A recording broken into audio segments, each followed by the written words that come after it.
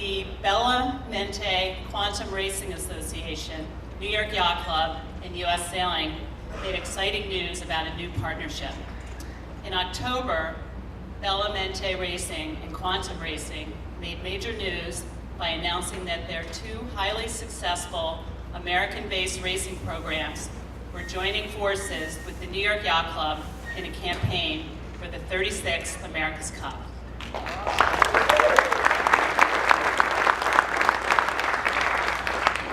So please join me as we welcome Hap Fauth, who's the principal owner, Phil Lotz, Commodore of New York Yacht Club, Terry Hutchinson, skipper and tactician, and Malcolm Page to the stage.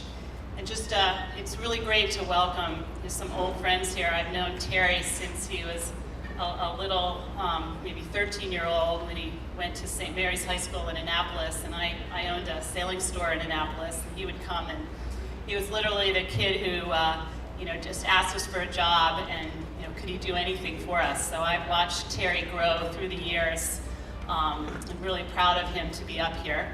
And Phil Lotz and I were teammates at University of Pennsylvania sailing team back in college days. So it's great to welcome old friends up here. So please join me up on the stage and welcome everybody.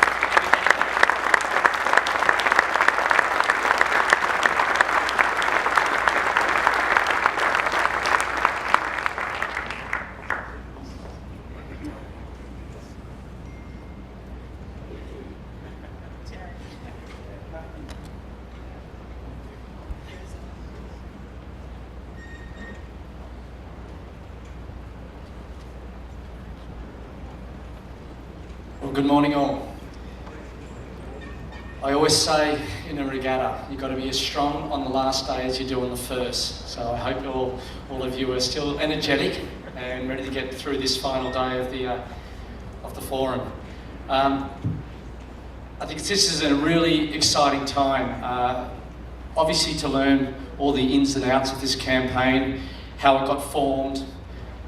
Maybe they might even let some secrets out of the bag. So I hope you're all listening hard, getting prepared with some questions, because there will be time for that later on. And of course, the announcement that came out yesterday. I think it's super exciting how Bella Mente, Quantum, and of course New York Yacht Club want to connect with the community.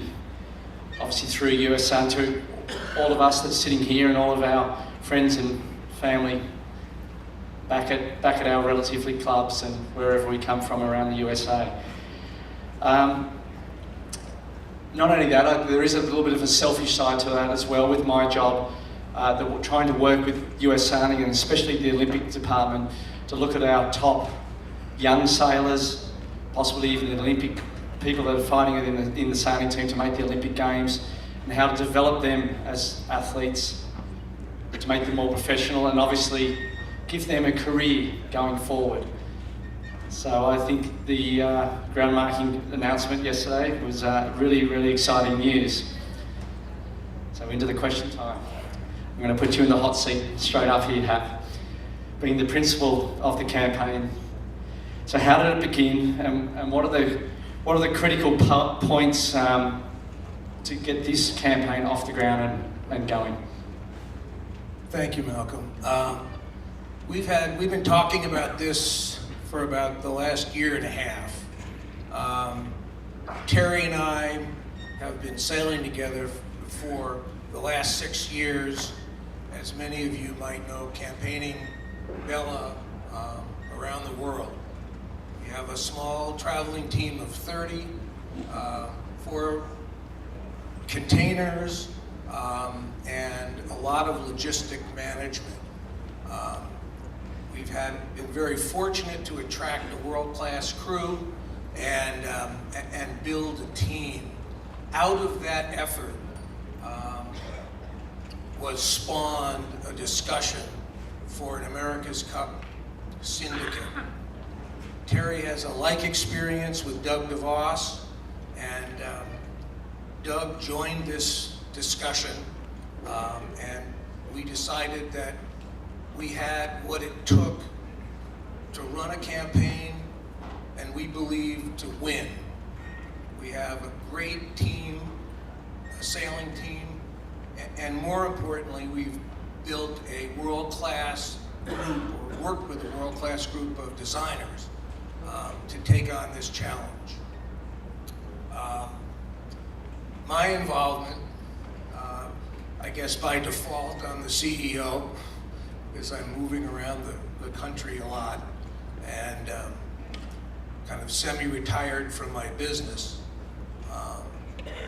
Doug and myself and Roger Penske have underwritten half of our projected cost of the campaign, which is somewhere between 125 and 130 million.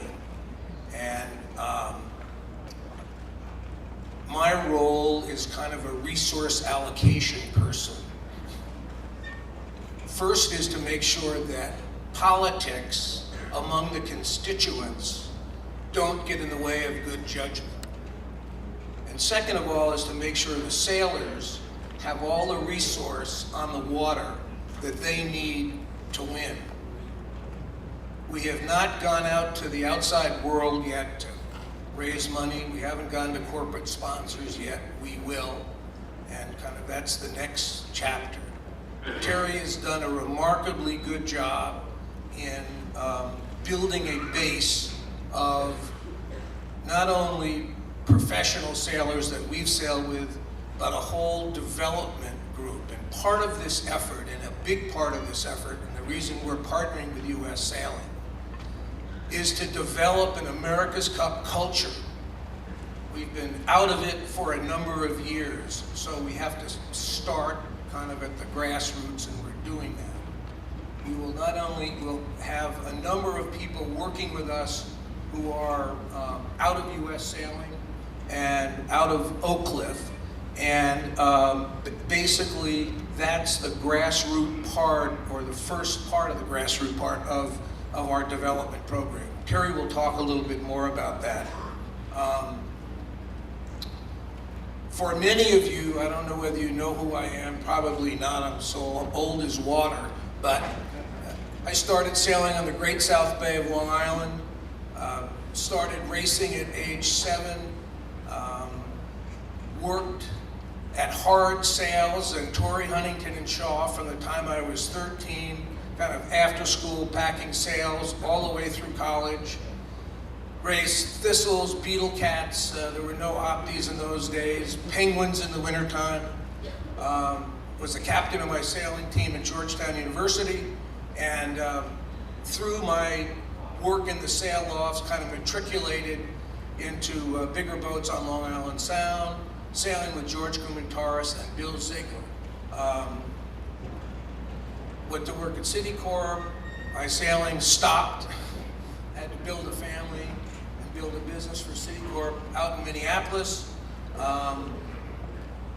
When my children were up in college, I went and built Whisper, 120-foot hood design boat, and started sailing again.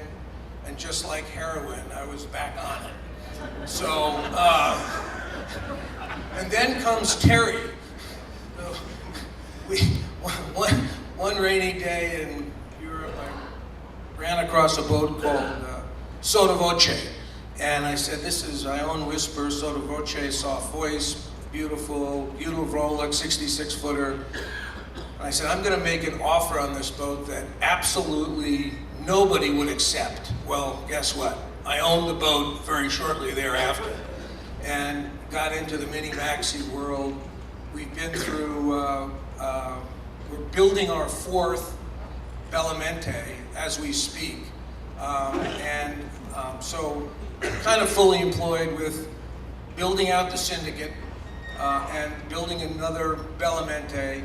Both Mente and Quantum will be training platforms to the extent we're not in the water yet with the AC boat. I guess that's all I have. It's a long answer to your question. It is, and a great introduction. How's the knees after working in this sail loft? They're terrible. Ice hockey, football, dinghy sailing, of course, is not particularly good for them. Nor your back. Terry, obviously you've been involved in high-performance sailing for a long time and many America's Cups. What is the critical factors from your side about setting this team up and obviously being successful, i.e. winning? Yeah, I mean, I think, Hap touched on it a little bit. We're incredibly lucky that in the early days of the program, between Hap and Doug and Roger, they've provided us the financial resource really to hire a design team. And so, when the baby was born, we very quickly went to work at employing Boteam Partners as the lead designer, and really the relationship there with Marcelino started in 2001 with an IMS boat called Talisman, and grew through Team New Zealand, where we worked together, where Marcelino was one of the principal hull designers. And from there, he's designed 5 TP52s for us. And in all 4 of those boats, this boat being built right now being the 5th, and the previous generations of those boats, we had moderate success. And so there's certain things that that we have to do, and time is our #1 enemy. So everything that we're doing right now, all the decisions that we're putting in place are really to circumvent the time component and to get the team up and running. As Hap briefly touched on, this is without question a design contest. The boat that everybody's seeing, it is, I'm certain that we'll have a competent sailing team, but if the boat's not fast, we probably won't win. You're not going to fake it. And so every effort in the last 6 months has been put towards, in the end of this month, I believe we'll have 31 people on the ground working to design our America's Cup boat. And, a lot of that, it's like when they build that team, it's very much like building any part of the smaller team inside of it. You have to set up the infrastructure to make sure that the computers talk the same way. You have to have 2,000 core cluster to make sure that the team can access and design in an efficient and speedy manner, because the ball is going to be moving very quickly. And when you look at the schedule, there is not, this time next year we'll be a month and a half away from launching a 75-foot boat. And so we have a lot of work to do. Can't control time. No, you can't, unfortunately. It's a... And since you led into it, it's probably a great time to play the video of the concept of the boat.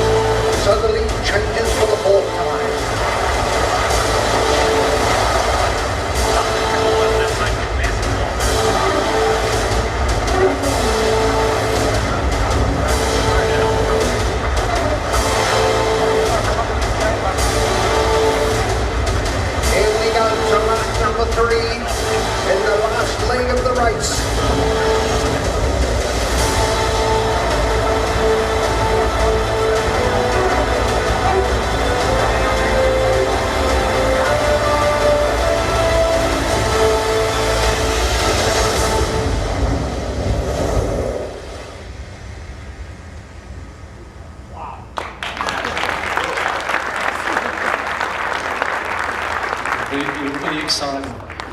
I think we're going to roll directly into the tactician. No, we're getting a head nod from the back. No. The tactician said so. Phil, New York Yacht Club has obviously a great history in the America's Cup, and obviously been out of the game for a little while. Why? When did this relationship get formed with Mente Quantum, and is there any pre-Bermuda conversations or any secrets you want to let out of the bag? No, there's no pre-Bermuda conversation at all. In fact, down there watching it and seeing it unfold and seeing Oracle lose and New Zealand won, being the Commodore NYYC, it's a little bit of we have to think about doing something here. The event is so intertwined with the club's history that it's hard to talk about one without mentioning the other. So right away, the thought of how to do a challenge was on our mind. We did do a little talking internally about how to get that done. And then in late August, Terry and Rob came to me and past Commodore Elwell with a proposal and a presentation that was pretty thorough in terms of the team, financing, introducing the principals, Hap and Doug, and how they go about it. And we quickly had a conversation with the principals, spent some time with Hap and spent some time with Doug DeVos, and talked about what the club wanted out of this in terms of, sort of the high-level agreement in terms of the way the team would be organized. Clearly, the first principle was to make it competitive, it had to be competitive. That was pretty easily proven by their pedigree and what their history has been as a team. Second, it had to respect the event and the club, the traditions of the event, the America's Cup, respect the club's traditions involved in the America's Cup. Next, we had to agree that, obviously it had all the tenets of good sportsmanship and professionalism in the team. And then finally, I think we agreed, meeting the minds, that we try to leave together as a partner a legacy in terms of the Cup and how the team and how this challenge would impact U.S. sailing, American sailing generally, and leave a positive impact on that. So once that was all agreed, meetings of the mind, we sat down and crafted a partnership, literally a partnership agreement between the teams and the club. And unlike in the past, the club has sort of partnered with a group, a already formed team. In the past, the club would get a committee together. They'd sort of hire a few managers, hire a designer, start all the internal fundraising, and it was a little bit of a homegrown kind of approach. This case, it's not. It's a partnership with a pretty well-established team. Why is it important for the New York Yacht Club to get back into the America's Cup game? Well, it's important for us because we've been out of it for a while now, and from our point of view, it's sort of the missing piece in what we perceive to be what we need to be on the world stage. And we've got the Rolex Invitational Cup, we've got a lot of high-quality regattas, whirls, some high-quality team race events, that kind of thing. But for us to be outside of looking into the America's Cup with an opportunity to challenge just didn't feel right. So we're very happy and extremely excited to be partnered with these guys. Can that history in the New York Yacht Club, I guess, be filtered down and obviously help make this team more successful? And I'd like to put it in front of Terry as well. What do you mean? Well, I think if you think about it, just grabbing on a little bit to what Phil says, there's been a 17-year gap since the club's been involved. I was involved with Stars and Stripes in 2003, and then there was Young America before that, and everybody may or may not know, but those programs had a sinking and a cracking. And so, as he's always quick to remind me, the standard that we have to achieve really is, we're aiming a little bit higher than that. But what's unique about, I think Phil touched on it a little bit. The partnership with the club is great because of all the history that is in around that institution when it comes to the America's Cup. And you go in, you walk around the model room, and you take people that you're entertaining become potential sponsors or supporters of the team. You walk them through the model room, and you see the history that's in that place. And as a sailor, it's pretty, it gives you goosebumps because it's pretty impressive. When you think about the history of the club with the event, some will say some of it's positive, some will say some of it's negative. But at the end of the day, we've had this long break now between, and there's a little bit of a clean slate for the club and for our team. And so, in my mind, before we went any further, New York was the first club that we approached, simply because of the history and the legacy that they have with the event. I mean, it's in so many ways, having them on our side is just awesome. But more so because when we go and talk about who we're representing and what we are as a team, having that affiliation and partnership with New York is really, for me, it's a special relationship. Yeah, we're happy to bring it to the table. I think the history, the sort of the brand and the association with the cup, and what Terry was speaking about, the model room and all the symbolism helps, I hope helps sell a little bit to potential sailors and other partners that come on board, designers and other people who are proud to be part of a team for New York Yacht Club. We obviously are very proud to sail under the New York Yacht Club Bergy and understand what that means in terms of our ethics and deportment throughout the program. And we're delighted to be a partner with the club. Yes, well done. So, Hap, obviously you've had a very full, successful life in many different angles, and obviously campaigning the 72-foot maxi very successfully, about to launch a new boat. Why the America's Cup now? Kind of an overriding reason, or maybe the overriding reasons. I have the passion and the commitment and the resources to bring, and the management skills to bring value to the syndicate.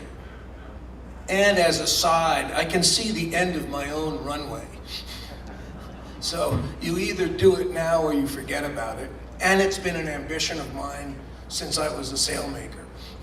So it's a fulfillment of a life involved in sailing. And it fits. I think Doug is a little younger than I am. Roger's a little older. We make a very good team. Our intention was to build a syndicate with a group of directors who have like values, and when you sat down and wrote them independently on a yellow pad, which I do a lot, old school,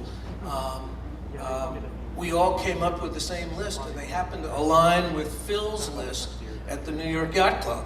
So he is also a member of this managing director group, and our hopes are that we will not in any way violate any of the traditions of the club or values of the club, and in fact enhance the history in bringing the cup back to the New York Yacht Club.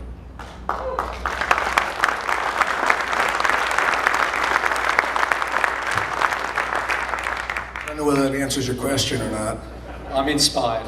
Very dangerous with a microphone, because I don't even know what I'm going to say. So. That's wonderful. Terry, you're probably the best to answer this. How do you see this event differing from the 35th America Cup? Obviously, we just saw the boat, so there's visually, obviously, it's going to be different. But what, from an event standpoint, maybe even the rules, where is it standing at the moment? Well, I mean, I think if you look back at the previous event, I don't think anybody in the room would argue that it wasn't a great spectator experience. I mean, the work that Stan Honey and that team did at presenting, a sailboat race on TV was really, really good. And so, if you could capture that, which I'm not sure if Team New Zealand can as they go forward, but if you could capture that as a spectating experience, that would be awesome. There's certain components of the rules on the water that were really, really good, and you see those slowly infiltrating into more traditional match racing now, which is probably a step forward because it helps simplify the game. The previous two events, that was Larry's and Russell's visions, and those guys followed it relentlessly, and you give them credit for sticking and staying true to the cause. I mean, I think as we go forward, the beauty when you win the event, you get to implement your vision, and so the next 3.5 years we're going to follow Team New Zealand's vision, and really at that point, when we get the opportunity to present ours, then we will. But at this point, going forward, the boat that you saw up there is going to be, it's going to be a handful. Is this a good time to roll into the? Yep. We got thumbs up. All right. So I got a couple little things just from our design group. And he's going to stick up there. So. Whoop. This is dramatic what's happening at the... Try this again. So here's a rendering that was drawn back in November when we first got an idea of what the boat may or may not look like. We went to a competitors meeting. Team New Zealand's been very forthcoming with information, and as a competitor, I think what you see is a protocol that is a way more fair event. I don't know exactly how to go around that, but it doesn't feel unwinnable. They've been very willing in meetings and in discussions to give us information. And so we don't get the rule until March 31st of this year. But they have provided certain ideas and concepts. So this is Marcelino's first guess at what the boat would look like. The current takeoff speed that they're working around is about 12.5 knots of boat speed. So whatever you can do to get the boat going that fast and get it up out of the water, you'd have to think like we saw in Bermuda, the boat that can fly all the way around the race course is probably going to be the boat that wins. So a couple other things that we saw when they issued this video was, there's enough structure in the boat. If the boat capsizes, it can right itself. And there's a little bit of a nod back towards more traditional sailing. One of the things that they've said with the rules is that we'll have a more conventional upwind start, and the target race time is about 40 minutes with a 5-minute pre-start. Other just little things of note, there's the current thinking is, and again, we're waiting another month and a half, but the current thinking is the rig will be some sort of D-spar with a double luff mainsail and traditional soft jib and code 0. Here's a better idea of what the wing sail concept will look like.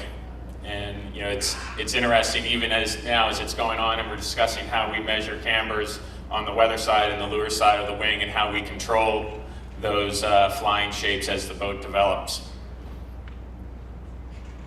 Here's some of the existing projects that are already going.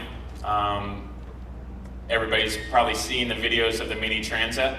That's been the most applied in a monohull foiling concept where the guys are actually getting the boats up, and it's a very similar thing to what we'll be seeing. Anybody follow the Hugo Boss going around the world last year? There's another example of the technology that's been put at play.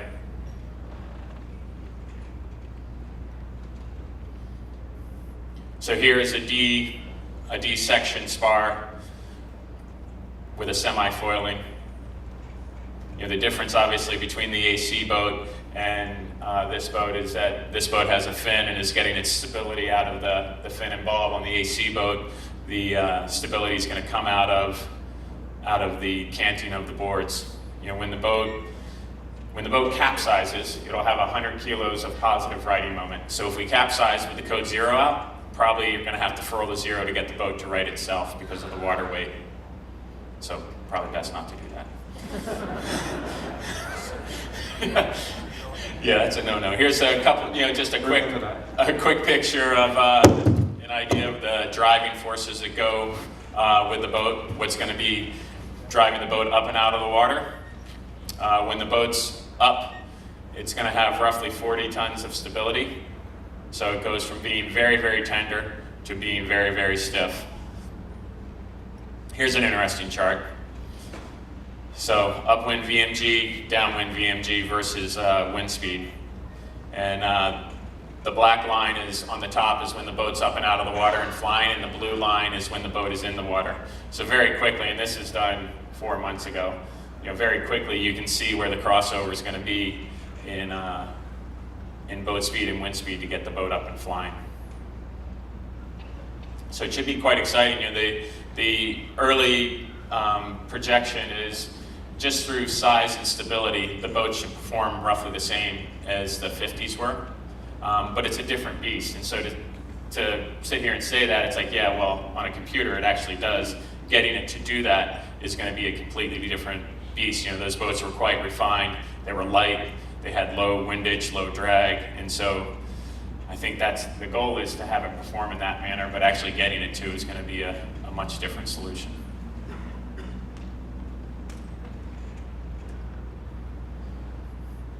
Yeah. I think that's a great time to segue.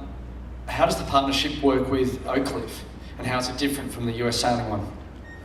Well, it's a great question. I mean, in some ways they overlap. In some ways, if you think about, Hap touched on it a little bit earlier about the development of sailing inside of our country. So if over here you have the Opti sailor, the 12-year-old kid, the 10-year-old kid, and over here you have the America's Cup, our challenge is to fill the blanks in between. And so you have the Opti, you have the Olympic Development Program for the youth sailors, you have college sailing, you have Oak Cliff, you have the U.S. Olympic team, and then you have the America's Cup. And our idea behind it all really is to draw from all those resources. And really the kid that's over there on the left-hand side, sailing as Optimist, he's the one that eventually we want to have over here in the America's Cup boat. So, the Oak Cliff story was pretty, Dawn and I started talking, and I went up to Oyster Bay one day, and she gave me a tour of the facility. So, literally 2 days before that, I'd been in a design team meeting with Marcelino, and he said, boy, we really want to get a young woman mechanical engineer. I thought, okay, well, we can do that. And so we're sitting down, having lunch with Dawn, and going around the table. Ooh, excuse me. And she's introducing us to her team, and Robin says, hey, Robin, tell me your story. Robin, can you stand up? So Robin says, oh, well, I'm from Seattle, Washington, just graduated from MIT. I'm a mechanical engineer, and I like to race moss. I thought, you're a mechanical engineer? And hey, you're hired, But this is a perfect example of the type of partnership with Oak Cliff that we were talking about. And so in the middle of this month, Robin moves to Santander, Spain. She's been hired to do the weight analysis of all the bits and pieces that get designed for the boat, that go in the boat. Robin oversees every single one of those pieces to make sure that everything is centered and low in the boat, and that when we build something, that's actually the weight that we want it to be. So that's, in my mind, that type of partnership and how we developed that, we hired Robin before we actually had the collaboration agreement with Oak Cliff signed. So it was great to see very quickly that come into play. Very similarly with US Sailing, our coach James Line went to Malcolm and Leandro and said, we need strong grinders. We need young American sailors that fit a very certain criteria. And so next week, we have Caleb Payne, we have Charlie Buckingham, we have guys coming out to California to go sailing with us. And through that, we have a fitness test to do. And we're gonna put these guys all through, kind of just set the baseline to see where everybody's fitness is, or in my case, isn't. But to really identify, because when you look at this boat and you understand that the grinding that's gonna have to take place on it, we're gonna need serious athletes. And so very early, working with Leandro in particular, getting these guys onto the platform and getting them into an environment where we can benchmark where they are and understand where they are physically and actually where we needed to get to. Now in our agreement, we very specifically had said we're not gonna poach sailors. And so Bora and Caleb and Charlie and those guys of the world, we're gonna have to wait to get to them after the Olympics. But the beauty of the program and how it's set up is so much time is gonna be put into designing that the development of the boat is gonna be well after the Olympics. So we'll get boat one and we'll race boat one and we'll do some of those things. But the last 6 months of the program, really when these guys come in and bring new energy into the team, which after operating for, at that point, almost 32 months, will be a breath of fresh air and also help bring the team up a bit. So very, the final thought with U.S. sailing, they're the national governing body of our sport, and so it only seemed logical that we have a partnership with the team that manages our sport. And so that side of it was, in so many ways, it was a bit of a no-brainer. I'm happy to report.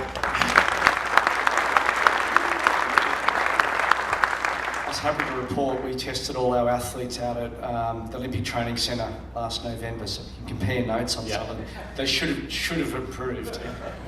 Well, it'll be interesting to see. The gentleman that we've hired to do this,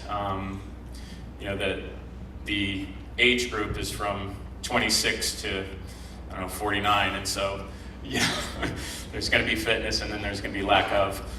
You're a young man. Yeah. So I know you mentioned about the design team, and there's 30 odd people, and obviously they're located in Spain. What about from the sailors' perspective? Well, right now we're still waiting for the rule, but as of last week, the number on the boat was down to 11, and so in my mind, we have every intention of, if there's 11 people racing the boat, 7 of those guys are going to be born and raised in the United States. And it's not our goal is to win the event and defend the event. And there's no question in my mind that if in 7 years' time when we go to defend this event, if I'm the right person to be on the boat, then we've screwed up. And so we have to set a succession plan in place with the sailors that we bring into the team to allow them the opportunity to learn from some of the gray hair, but at the same time to develop their skills, help them push the team that's in place across the finish line, and then be in a spot where we can hand the thing over. It's important, I think, to leave a bit of a legacy, but also set up that infrastructure that allows that to happen.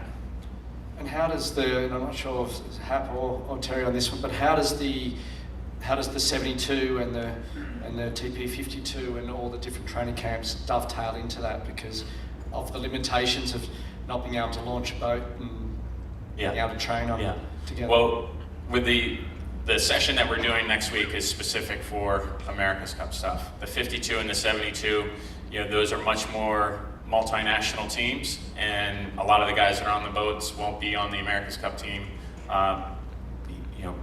for various reasons. This boat it's not going to be a TP52 or a Maxi 72, and so we have to make sure that we have the right skill set that can develop the equipment and balance that experience that we have on both those teams. I think the idea is to keep the boys on the water and keep them in competition and keep them as sharp as we can with the resources that we already have. So we're going to use the 52 and the 72 that way, and as soon as our AC boat's ready, they'll go full time. We do have a simulator, but you only can do so much in a simulator, as you know. And where are the operations up to, boat builders, etc.? Yeah, so if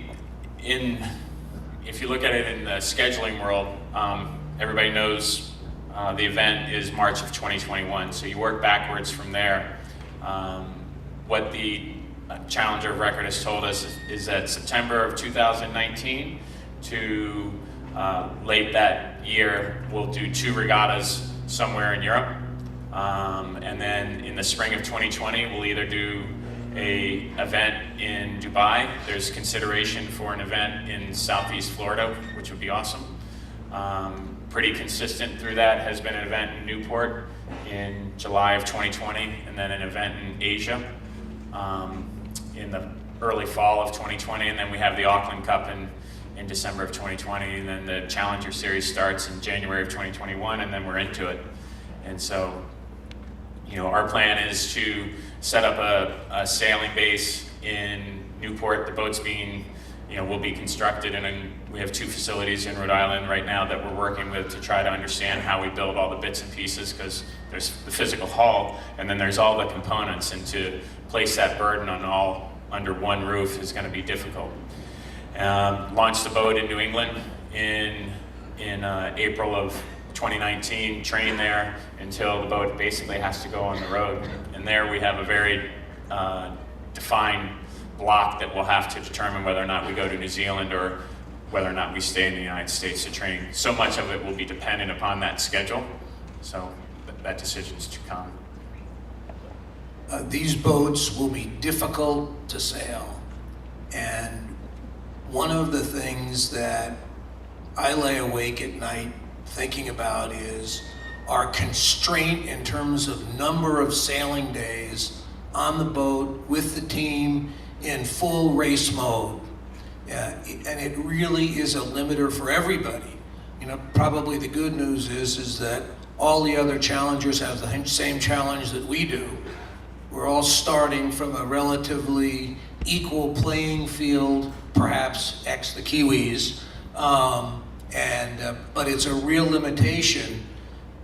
And it's one of the reasons we've started early, or we've tried to get into this as early as we could, because losing a day on the water is really, really, really a loss for the team.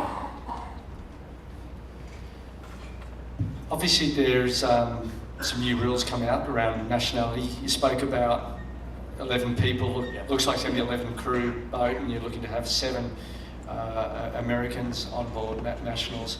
What is the exact rule? The rule is that 20% of the people that sail the boat have to be born and raised in the United States. So that side's pretty easy. From there, if we have any international sailors on the boat, they have to live in the United States for 380 days over 2 years. And that clock starts September 1st of this year and ends August 31st of 2020. But it's not go to Europe and say that you're living in the United States. You have to physically live in the US and be a willing participant. And it's a little twist that's been thrown into this, we think, by the challenger of record. And in some, I mean, I get in all the conversations, I get why they do it. I mean, it's one of those things that helps control the cost, because then you don't end up in an arms race for sailors. And, and that side of it, I know for sure Team New Zealand doesn't want to have their guys get poached. And so that's a smart rule that they put in place. And, for us, it's, I'm not really all that fussed about it, because I think that between the 52 and the 72 and some of the guys that we work with, we have a great team. And has this sort of rule been in the America's Cup before? No, it hasn't had that physical. They've had rules about having to set up shop in countries, and you have to do, but there has not been a specific nationality rule before. So this is the first time. In 2003, I think they said you had to have residency set up in a country, but what that meant was basically you have an apartment, you have a bank account, but you never had to be there. This rule, you physically have to be in the country. So if there's going to be a few different nationalities on board, how are you going to make them get along? Yelling. There's going to be Italians there, is that what you're saying? Terry, hopefully the common denominator is they're all passionate sailors. I think we have 5 nationalities on Bella right now, and everybody gets along. Wonderful. But they don't sail. So how many boats are you going to be building, and what's the schedule? Where do you expect to be launching them? Yeah, so by rule, we're allowed to build 2 boats. We're not allowed to launch a boat before March 31st of next year, so it's a pretty easy line in the sand for us. Our goal is to launch the boat straight away, and it's one of those things that in the early days of this, as Hap rightfully pointed out, everything that we can do right now to ensure success on the water when we launch the boat is going to be pretty critical. So we launched boat 1. We're not allowed to 2-boat test, so neither the Defender or the Challengers can build 2 boats and line them up together. The Defender will, once the Challenger Selection Series starts in January of 2021, they'll have the opportunity over those 8 weeks leading up to the match to two-boat sail against each other, which seems pretty reasonable. So we'll build boat 1, launch boat 1 and sail it, and then boat 2 will be, that will to be determined based on what we see with boat 1. I mean, certain ideas around the hull and stuff like that, you'll be able to probably reasonably do early, but a lot of the componentry will get kicked down the road a little bit. And I know the rules aren't out yet, but what parts are looking to be one design, and what will you That's a great question. constructing it, and where? Yeah. Well, the boat has to be built in the United States, so they've gone back to that, which is good. So we'll construct our boat, as I said earlier, somewhere. There's a couple yards up in New England. They're looking at the D-spar section of the mast to be one design. Everybody saw the foils on the boat. The current thinking is, and again, don't hold me completely to it because the rule hasn't been released, but the current thinking is the foil itself will be one design, and that the control system would be one design, but the last 600 millimeters of the foil and actually the T-foil that lifts the boat up and out of the water, that'll be open to design. And so you can basically have a plug and play based on weather forecast.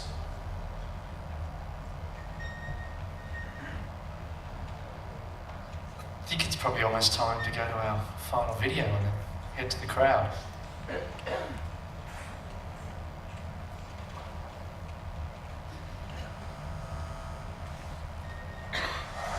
This is dramatic what's happening at the moment. Really dramatic. Suddenly it changes for the whole time.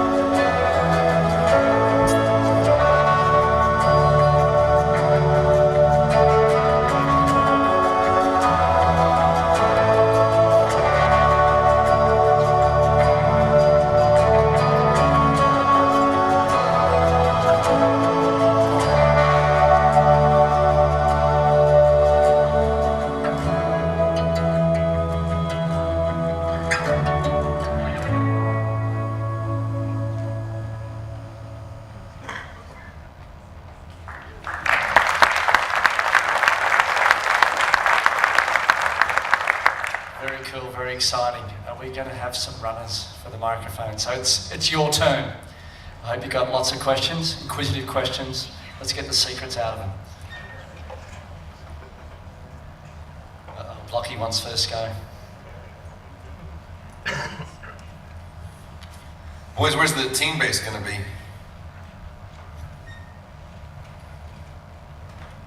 Yeah, so initially the team base is going to be located in Newport, Rhode Island. And that's what we're working towards. Obviously, you have to go through a certain process, but every intention is to launch the boat in Newport in New England in March 31st of next year. Say again?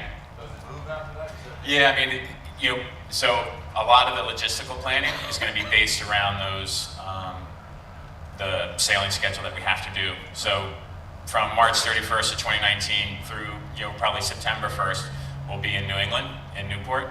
And then from there, we'll have a decision after the regattas whether or not we go to New Zealand and train for 3 months to get our operations up there and running. I mean, I think if there's a big big enough gap in the schedule of regattas where you're not having to just ship the boat everywhere. That would be the logical plan. So a year out from the event, we can be sailing in the venue.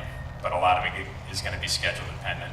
The initial comms we had were that they were thinking of a regatta in the southeast United States in late January. So that kind of squashes that type of plan.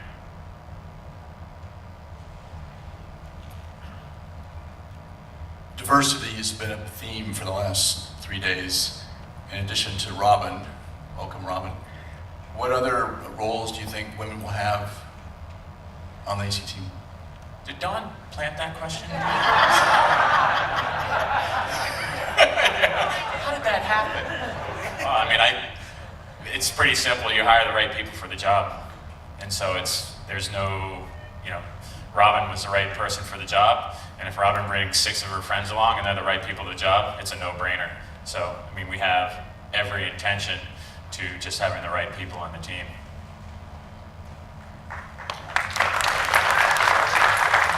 I was wondering if you intend there to be any changes to the match racing rule to accommodate the underwater appendages for keeping clear, that kind of thing? Yeah, to be determined.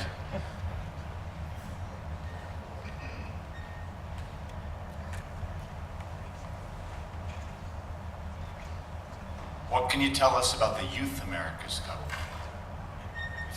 Yeah, no, that's a great question. The Youth America's Cup, and again, that's another one. I asked Grant about it. He kind of took a deep breath and said, "Yep, we got to do something there."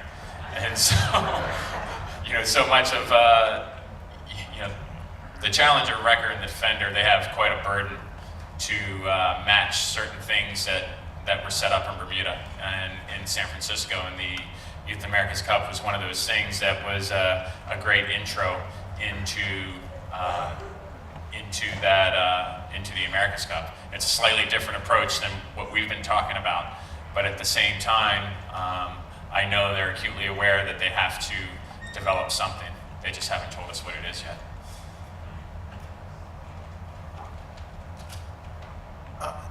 So great news, New York Yacht Club, great, this is wonderful you're doing this. But my question is, a Commodore who would like to be a spectator in New York City, do we need to be looking at 500 plus for a night for a hotel room? Or what happens with all the spectators? Well, that's a great question. I don't think they're actually going to try to do an event in New York City. I think they learned from the last experience that when they stuck the catamarans in and underneath the skyline, that it was quite a difficult thing to race boats. The first thought, though, what can you guys do? I mean, the easy one is once the schedule gets out there, I would stay tuned to all of our U.S. sailing notifications and make sure that we develop a ground support so when we're racing in January and February and March of 2021 that we have people there on the ground supporting us. That'll be the easiest way to probably see the sailing. Backing it out from there, they are planning, and it's been consistent now over the last 4 months, they are planning to try and organize an event in Newport, Rhode Island, much like they did in 2012. And so that'll be the next opportunity to come and probably see the boats. If they do 2 events, if they do one in the Southeast United States, which is probably a little bit more 50-50, then there'll be another opportunity there to come down and see. But once the event's up and going in New Zealand, that'll be the spot to come. But I'm certain that we'll keep the comms flowing out really to the country through the U.S. sailing brochures and media. We don't see any bicycles on deck in the video. Do you anticipate that we'll see a return of that? No, but it is the America's Cup, and so things change. And the initial comms that we've had from them are that they're trying to bring it a little bit more to the mainstream and make it one of those things that is a thing of the past. There hasn't been any challengers officially announced by the New Zealand team. Do you have a sense of who is lurking? Well, we entered. We entered 12 a.m. and 7 seconds on New Year's Day, to be exact. Not that you're counting, but no.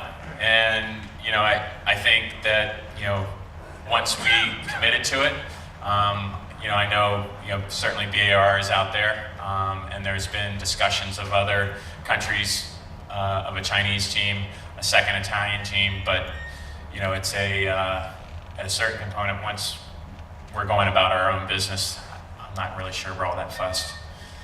Mathematically, it just gets better. Hi, Terry.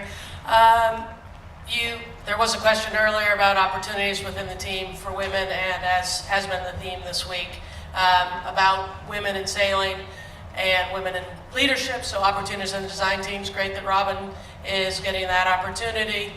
On the sailing team, is there anything in the rules, a la what's happening in the Volvo, about mandating, or even is there anything in the design rules that's going to allow women the opportunity to sail on the team? You, I know it's a way of speaking, said of the 11, 7 will be American, but you did say 7 guys. So is there anything about women in sailing? Well, the first point, they haven't released the rule yet. So in all the discussions, there hasn't been any discussion about male or female within the rules, but they haven't released the rules yet, so we don't know. And I would go back to the right people for the job. And if you look at the boat, depending on what we need on board is what we're going to do. And there's not going to be a compromise. And certainly the goal is to win the regatta, and so whatever it takes.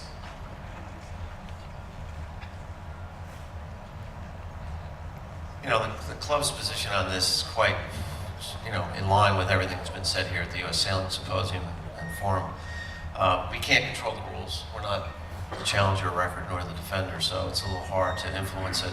I would say from a club's point of view, in our new IC 37, we do have a rule mandating women after 6 crew. If you go with 7, you need 1 woman, and if you go to 8 people, you need 2 women. So we're sensitive to it. It's something, but it isn't something we can really influence from this regard. So I disagree that you may not be able to make the rule. You can influence it and keep the discussion going. Agree with you. Right. Absolutely. Very good point. I think it's super exciting that, Terry, you said you're, how you doing?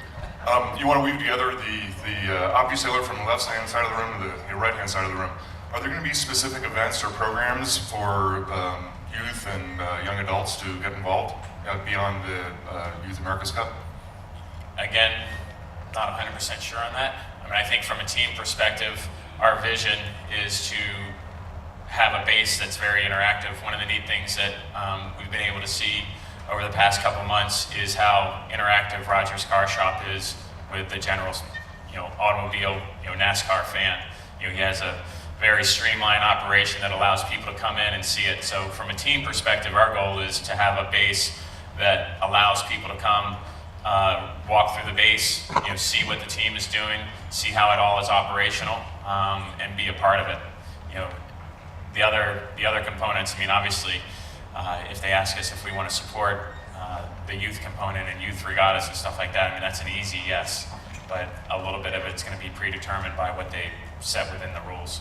The marketing and that side of it, the advertising and all those rules are going to be released later in the year from a protocol perspective. So I would suspect there's more information to come. And I think that's one of the great advantages of the partnership with US Sailing as well. Obviously, it's US Sailing's role and responsibility to have connections right through our industry. So, from an Optimus youth perspective, John Pierce has got some pretty broad shoulders, but this is a great messaging and a great opportunity to connect with those young athletes and inspire them, and of course show that career path within our industry. Another way to not only love our sport of sailing, but also do it as a job.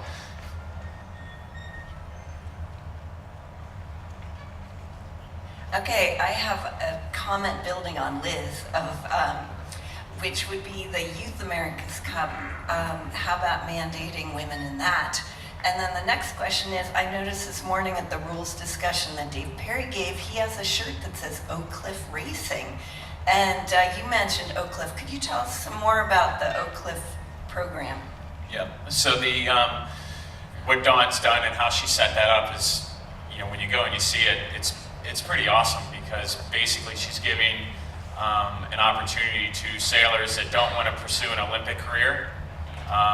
She's given them an opportunity to continue on in the sport, either prior to graduating from college or after graduating from college. If they're just not really sure what they want to do, she has a infrastructure and a platform to set up to really mentor these kids and help them through and help them really develop a career inside the marine industry, be it a professional sailor, be it a sailmaker, be it a boat builder, be it an engineer. And so really from our side, the goal is to say, geez, Dawn, we need X, Y, and Z. And we don't know what X, Y, and Z is yet, because we're still getting developed. We don't have a rule. But I'm certain we're going to need smart young people. We're going to need people that are enthusiastic, that can understand how to build boats. We're definitely going to need tender drivers, and we're definitely going to need sailors. And so right now, we have our session going on next week in California, and then later on, and then an event in April, and then we have another one of these sessions teed up in the fall that we go to Oak Cliff, and we sponsor basically another training session with Dawn. And that's really an opportunity to introduce the sailors that she thinks, based on her experience, are competent to come into the team. And so, yeah, I mean, for me, it was a very easy relationship to develop because of everything that Oak Cliff provides. Is that JJ? Yeah. Yeah. Can I direct a question at Hap? Tell us about your relationship with Doug and Roger.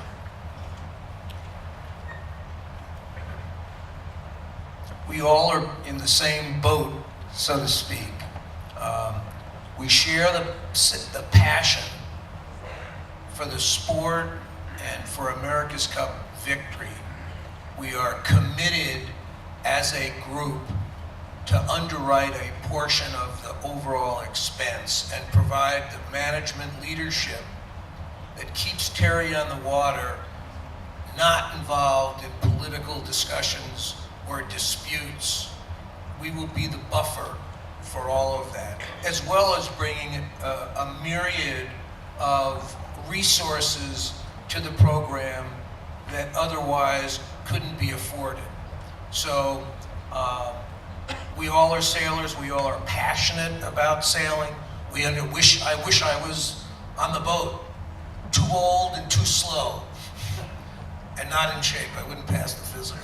However, I share the same passion. We've lived together for the last 10 years, racing all over the world, and with many of these guys understand it. And for them to optimize, and for the program to optimize, they have to just concentrate and focus on sailing this beast, okay? And everything else, we will take care of, Doug and myself and Roger and any other principal who joins us. And we would like to keep that number at managing director level, 4 or 5 max. We can work together, we talk to each other on a weekly basis, we meet monthly. It's a pretty mechanized program right now. It's like our businesses. If any of you started business from scratch, you know what that's like. You eat putty and get no sleep for a lot of years, and we're in that phase right now. We know where we want to go. We're committed to going there. We aren't there yet. So, lots to accomplish. But our relationship is a very close one. And it goes back to the shared values and passion about the sport and America's Cup. If that answers your question. Hap, just to continue on, you talked about these shared values. Can you tell us what you wrote down on your yellow pad? It's a secret. I think that it's an interesting, and I'm going to pass this to Phil, since we cannot cross swords on a values basis, but certainly the ethos is ethics, right, and sportsmanship on the race course. and transparency, which is a very convenient political word these days. I'm not so sure I understand what it means anymore, but transparency in terms of what we're doing within the group of constituents who have brought us along. Communication is critical, and certainly honest communication. One of Terry's strengths and flaws is he tells it like it is. And since I've been the helmsman and he's been the tactician, I have whip marks on my back, as you all can relate to. But the value stream, I think, lines up very well with what Phil will talk about from a yacht club standpoint. Thanks, Hap. Yes, following on what Hap has said, you know, it's the values, the shared values of professionalism. Talked about sportsmanship. I think respect for the event, respect for sailing, but more importantly, trying to make this, you know, the America's team, and to integrate this challenge more into sailing in the U.S. and to have a positive give back to sailing in the U.S. And I think the relationship with U.S. Sailing, the team, relationship with Oak Cliff, sort of demonstrate the kind of effort we as a club and the team as a challenge team are going to make to get there. Can I touch a little bit on that as well? I mean, and Hap doesn't do it justice, the leadership that he and Doug provide to the sailing team. You know, both boats operate with not, you know, how we speak about ourselves is really our results on the water, good or bad. And, you know, there's a certain amount of honest evaluation that takes place every night in our debriefs, how we work as a team, the accountability that we have on the boat. Hap jokes about the whip marks that he has, and I'm certain that I have the same amount, just in a different way. But when you have the opportunity, having worked for Hap now for 6 years and Doug for 10 years, when you have the opportunity to work for these gentlemen, the first thing that is ingrained in, you know, for me personally, is the accountability that we have to them and to the program, and how we operate as sailors on the water and ashore. And so the teams aren't defined by an individual, they're defined by the result and by our work ethic. And I think that's been the common denominator. And when you talk about what's written on the yellow piece of paper, having witnessed really our first meeting together back in August with Hap and Doug in Minnesota, it was exactly that. They just started talking. There wasn't an agenda, there wasn't anything other than just an open dialogue of what we all think. And, you know, my job was to not say anything and just sit and listen and make sure that what we did was going to be in their best interest. And by operating that way, it leads to a pretty easy decision. The only other thing I might add is that both Doug and myself have run what I would call no-star programs. It's a team. We win as a team, we lose as a team. We hear that all the time, but that's how we live. And it's not about me, and it's not about Doug, or it's not about Terry. It's about execution on the water, preparation and execution. And we live that. And it's worked pretty well for us. It's probably why the Eagles are going to win the Super Bowl.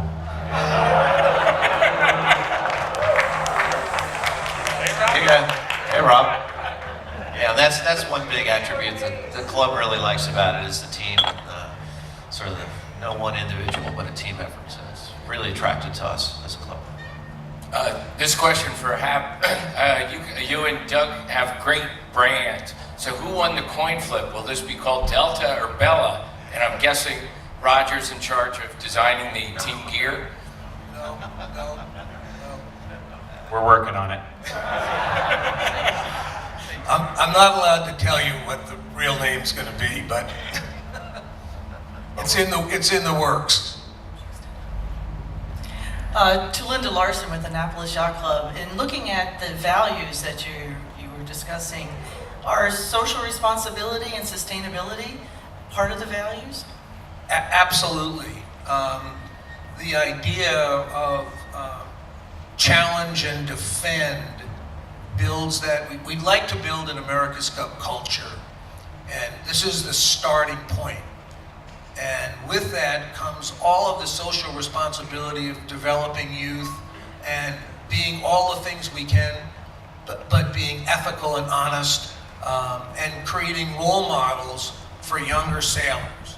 And I think that's just critical, and it's part of our mission as a syndicate today, is to put that kind of an effort forward. And you know, hopefully we will prevail. But if we don't prevail, the residual of this effort will be a legacy that has America's Cup experience and will be ready for the next challenge.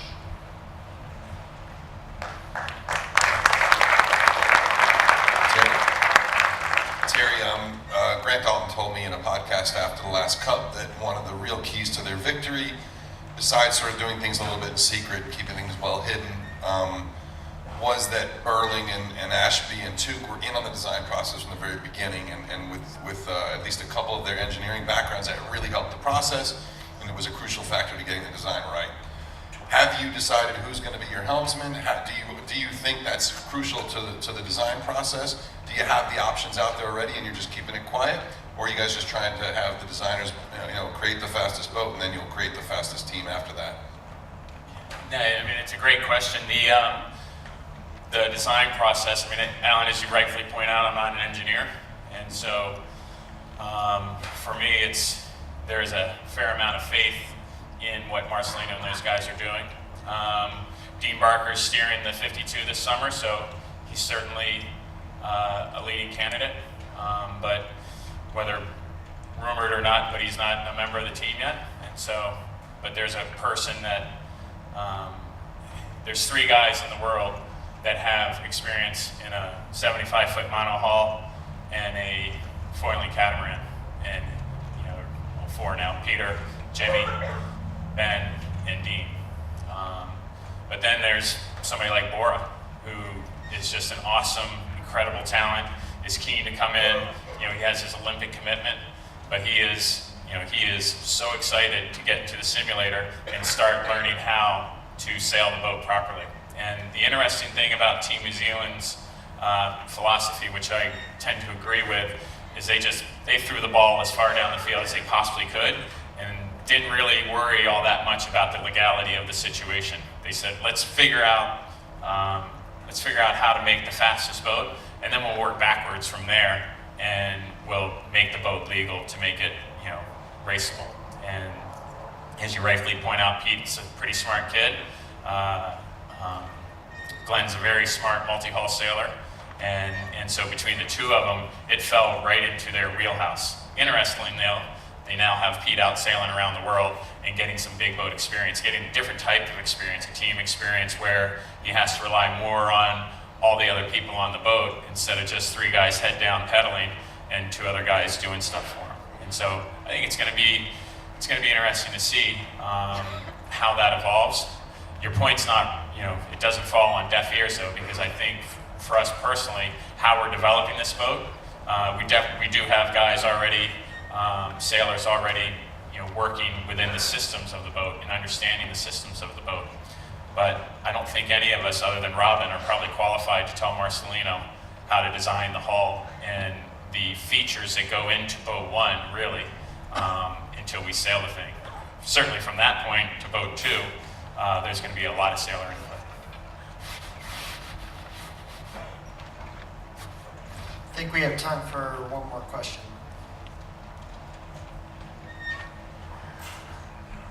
Hap, this is for you. You've mentioned the America's Cup culture twice, and the culture has certainly changed over the past couple of years. And so what is the culture, and is it a bit of are you trying to refine it in your vision? When you hear the word America's Cup, you get excited. Why? Because we have disciples throughout the country. And the disciples start with you all being excited and getting involved with us. We are bringing the America's Cup to local yacht clubs. We're going to be on the road talking to all of you. Hopefully there will be trickle down out of the America's Cup in terms of technology and racing interpretation that will affect everybody. And that's our hope. And the idea of building a culture, as Terry talked about the Opti sailors, if we can get them excited, we've started that. I don't know whether that answers your question or not, but it's,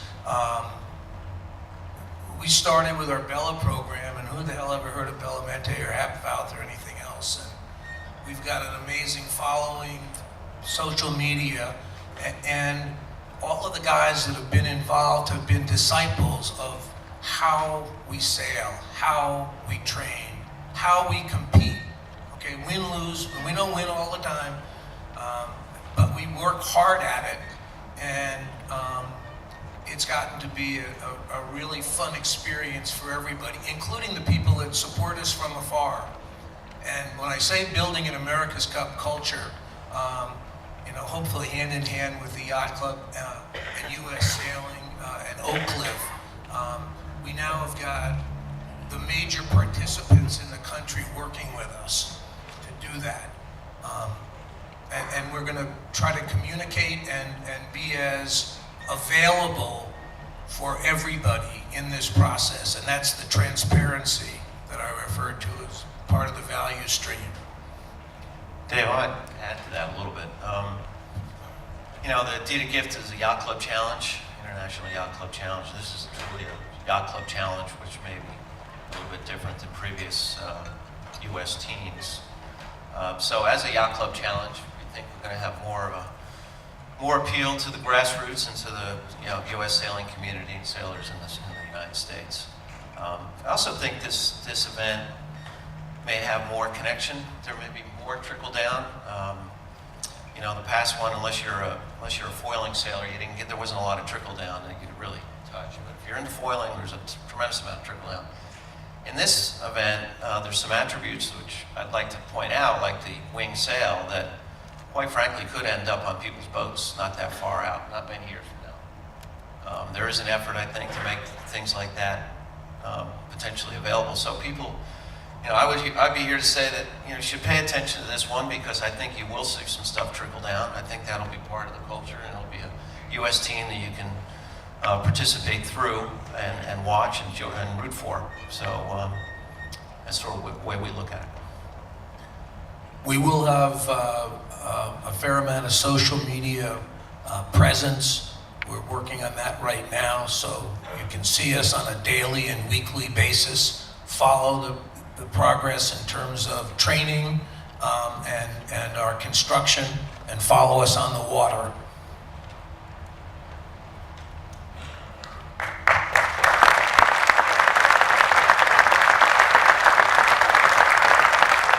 So I think those words, both from Phil and Hap, is a perfect way to finish it.